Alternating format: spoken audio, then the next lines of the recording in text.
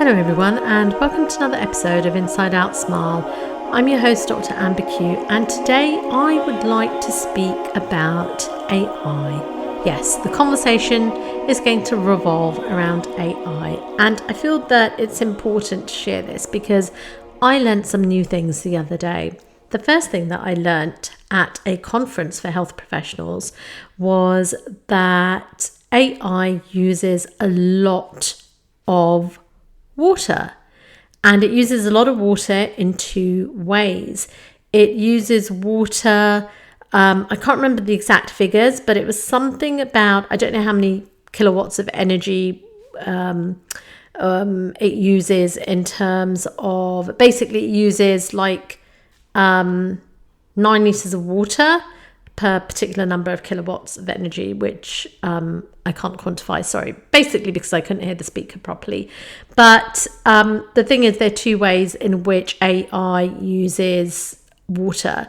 One, the way it's actually powered via electricity, and two, just because of the heat that's generated by using so much power. And I didn't really know that. I didn't really think about that. And I thought that was really interesting. So I think the thing is that when we are using AI, and obviously it's become, a big thing, and lots of people are using it in social media, and I think it does have its place as a tool, which is why I wanted to discuss it, because it's so interesting, isn't it? Because some people just become totally obsessed by it. And the thing is that there's been a study that has been carried out, actually multiple studies, one from MIT and I think one from Microsoft as well, that basically said that people, depending on how employees are using AI is actually leading to cognitive decline in those workers. So basically, if you're relying on AI so that you don't have to think, that's where the cognitive decline is coming in. Whereas if you're using AI in a smart way, then those workers actually, I think, did better. So basically, you can use AI in two different ways, which I think comes down to, to many things in our modern life, right? So use AI in the wrong way, depending on it, lose your critical thinking, become dependent on AI, or build cognitive strength by using AI sensibly and by making it more powerful, thereby saving time and improving your own skill set. And I think if we apply that to, even to, the food industry and how we use food and convenience foods and junk food, I think that sort of, we could apply this concept to so many things, so many facets in modern life. And but I thought it was really interesting to see that study. And although, are people really speaking about it? No, I guess not. I mean, I guess they are, because obviously I saw this article and I read that, but it's not so much in mainstream. And when you think about the fact that sort of prior to having smartphones, for example, we all had memorized phone numbers and things. I recognize that myself. Oh gosh, do I really know a lot of my friends' numbers? And even family? No, I don't. And equally, there are other things that we probably knew before, even like map reading, right? When you used to have to look at maps to get someplace, whereas now we just, have our sat nav or Google Maps, and it's just literally directing us and going right, go left, etc. I don't know, we just use our brains less, I think. And obviously, depending on the role that you have, if you are a plumber or some sort of tradesperson who you're really using, your skill, then maybe those people are not going to be at such a disadvantage using AI. Maybe they're not using AI because obviously they're doing their plumbing and carpentry, etc., or dentistry, for example, as well. But it's so interesting, isn't it? Mind you, what's going to happen to health, dentistry, medicine with AI and the use of robots that will be, I guess, coming to a city near you soon. But it really makes me think about the fact that I'd love to be on a farm, quite frankly, and just away from a lot of technology, because although it's great, it does make you yearn for the simple life, I think. But again, I guess we just all need to be prudent in everything that we use, and we use it to our advantage as opposed to our disadvantage, because I find it quite worrying if the layperson is just constantly saying, oh, I need to write an email or something, let me just go to ChatGPT or whatever, and they're not using their brain, and they're having junk food, and they're not exercising, then, that's like a triple whammy, and the brain is just going to go downhill so quickly.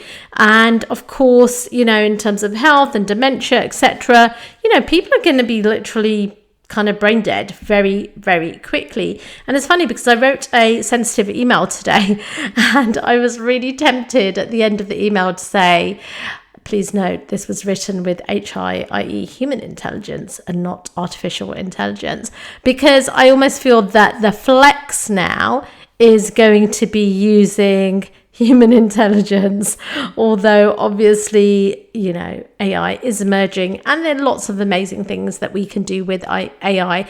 One of my friends was saying that she uses it in a minimal way, and I think that's great. It depends again on what we're doing work-wise, how how it fits into our professional and personal life, because in a sense, I think, it is akin to, for example, letters via the post, via an email, which is much more quick, and what do you gain, I was going to say, but there is a lot to gain with a letter, because I think letters are beautiful. Handwritten letters with a wax seal, it's just so wonderful, isn't it? It's so beautiful.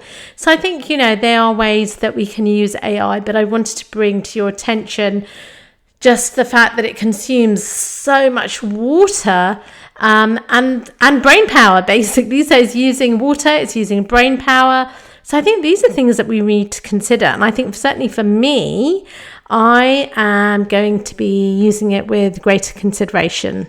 At the moment, I actually don't use it that much. You will notice from my podcast that it's not super polished. I do minimal editing, do the editing myself, do not use an AI tool to remove the filler words, as they say. So I just like keeping it raw and natural, because for me, it's a conversation with myself and you. And I just want it to be as natural as possible. I want it to feel like a real conversation.